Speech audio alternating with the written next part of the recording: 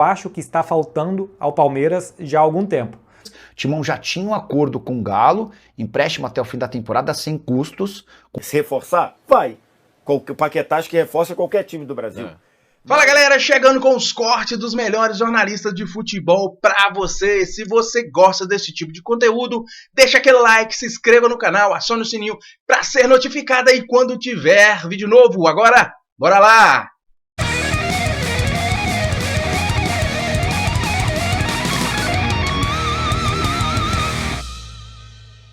O jornalista Marcelo Betti fala sobre chutão e falta de inspiração. Isso aí para ele é o dilema do Palmeiras para 2026. E eu quero falar um pouco mais sobre isso, sobre as críticas que eu tenho a, neste momento, o Abel Ferreira.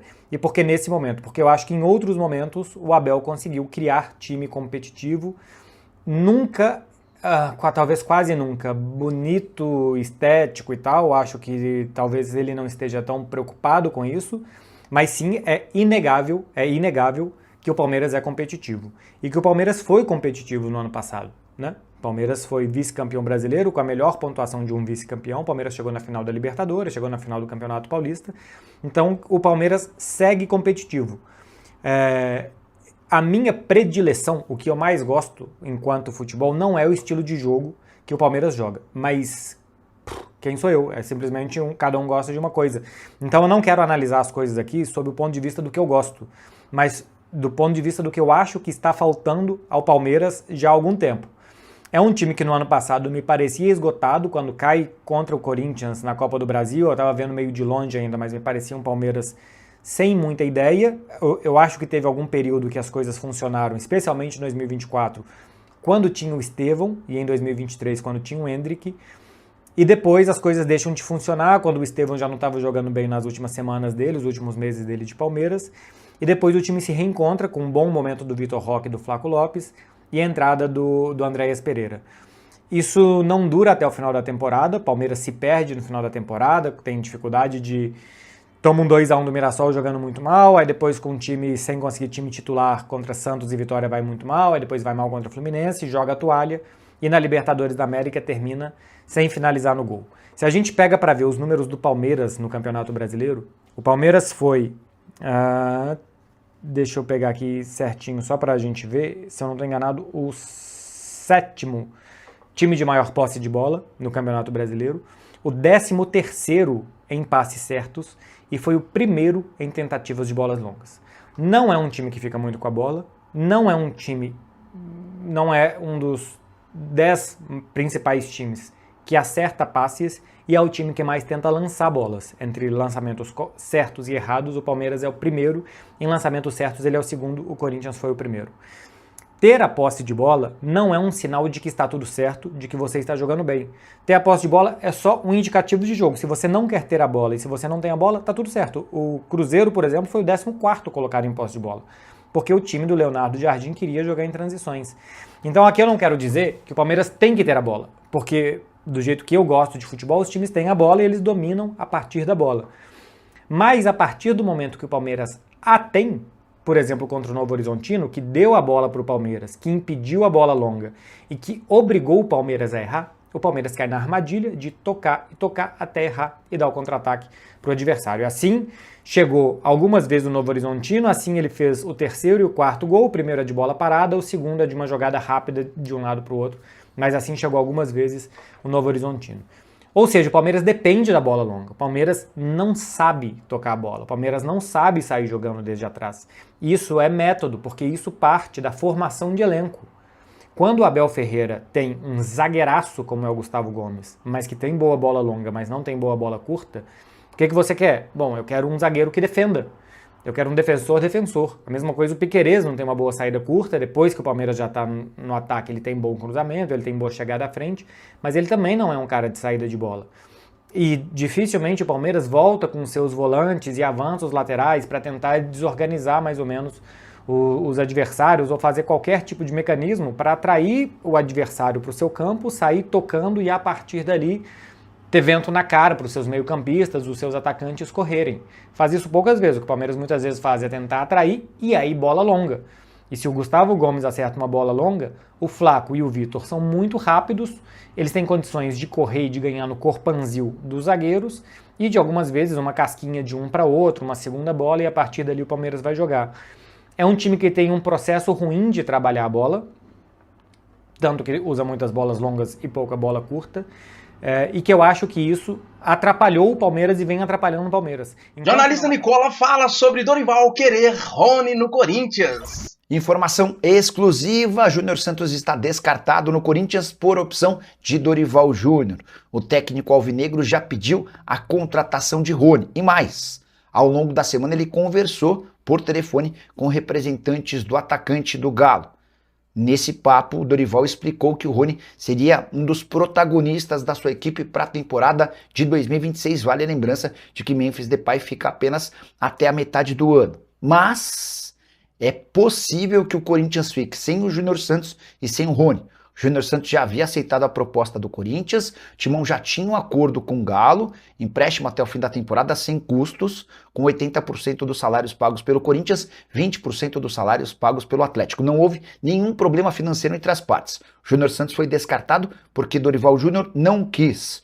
O Dorival quer a aquisição do Rony.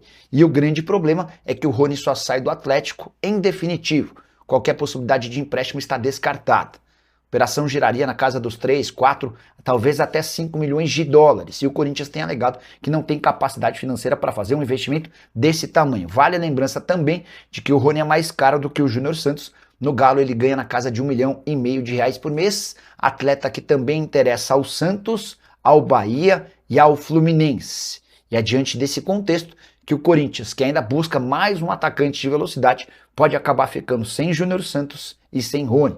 Outras possibilidades especuladas nos últimos dias, de Michael e Everton Cebolinha, dupla do Flamengo considerada também muito cara para a realidade alvinegra. Você tá com o Dorival Júnior? Entende que o Rony é melhor do que o Júnior Santos? Se você está gostando até aqui do conteúdo, dê aquela força, inscrevendo-se no canal, deixando aquele like. Agora, bora continuar. Vitor Sérgio fala das novidades da oferta que o Flamengo está fazendo por Lucas Paquetá.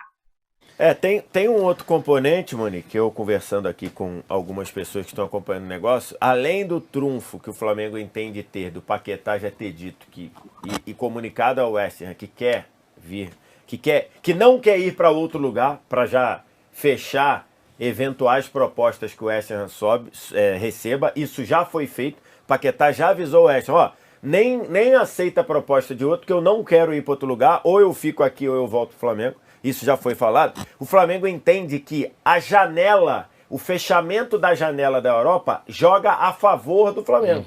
Por isso que o Flamengo, conversando aqui com uma pessoa envolvida na negociação, ela falou, o tempo joga a nosso favor, a pessoa disse. Por quê? Porque o Flamengo não tem pressa para trazer o Paquetá. Por que não tem pressa? Porque o time do Flamengo, o Flamengo entende que o time do Flamengo está montado.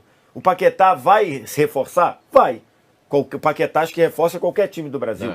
Mas o Flamengo entende que não tem uma urgência absurda no Paquetá, assim, o nosso ano está enterrado se o Paquetá não chegar agora. Não é o caso. E o Flamengo entende que o fechamento da janela dia 31 de janeiro joga a favor do Flamengo, porque senão o Paquetá, o West Ham vai continuar com o Paquetá mais 6 meses sem o Paquetá vou usar aqui um termo, sem o Paquetá estar totalmente focado no West Ham. Então o Flamengo entende que o fechamento da janela na Europa 31 de janeiro, lembrando que aqui no Brasil a janela fecha 3 de março, então o Flamengo tem duplamente o tempo a seu favor. A janela aqui fecha 3 de março e a janela na Europa fecha 31 de janeiro. Se o Paquetá não sair até 31 de janeiro, ou se o West Ham bater o pé, ele vai ficar com um jogador mais 6 meses. Então, acho que o Flamengo entende assim. Agora, aqui, eu falei isso na época do Felipe Luiz, falei isso na questão do Ryan, falei isso na questão de interesse do Palmeiras por Almada, Arias e tudo mais. Isso é uma negociação, e negociação é sempre assim.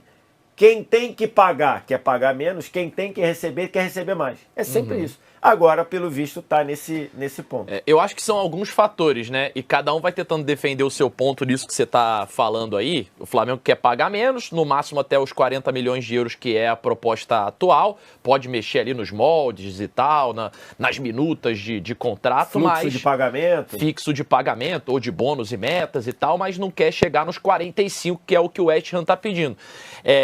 O Paquetá, ao mesmo tempo, ficando, ele pode ir desvalorizando. E ele já avisou pro West Ham que não quer jogar. O Nuno Espírito Santo parece que já entendeu isso meio que a revelia. E ele entraria no último ano de contrato. Só que o que eu estava pesquisando hoje de manhã, ainda preciso confirmar isso a fundo, mas no Transfer Market, por exemplo, aparece que existe uma cláusula de renovação automática por mais um ano. E aí o West Ham pode estar seguro quanto a isso, né? Ele vai entrar no último ano de contrato, mas eu consigo renovar por mais um. Pode ser, mas também tem um outro componente nessa daí que eu esqueci de falar aqui no meu comentário, que eu tinha separado, esqueci. O Paquetá vale 40 com o West Ham na primeira divisão. Se o West Ham for rebaixado... Aí desvaloriza ainda mais. Desvaloriza o Paquetá. O salário do Paquetá vai caber no orçamento do West Ham da segunda divisão? Jogando Championship, né? Ainda tem esse ponto. O West Ham tá brigando para não cair. Nesse momento, se eu não me engano, tá... E com ele sem jogar, tem mais chance de cair. Então assim, ele tá apesar dentro de que ganhou do Tottenham sem ele, né? Tá dentro da zona de rebaixamento. Então assim, se o West Ham cair, não só o Paquetá, como vários outros jogadores, passam a estarem mais factíveis ou possíveis de serem transferidos. Porque... Obrigado por você ter ficado até aqui. Link desses vídeos está na descrição do vídeo. Um grande abraço para você. Até a próxima. Tchau.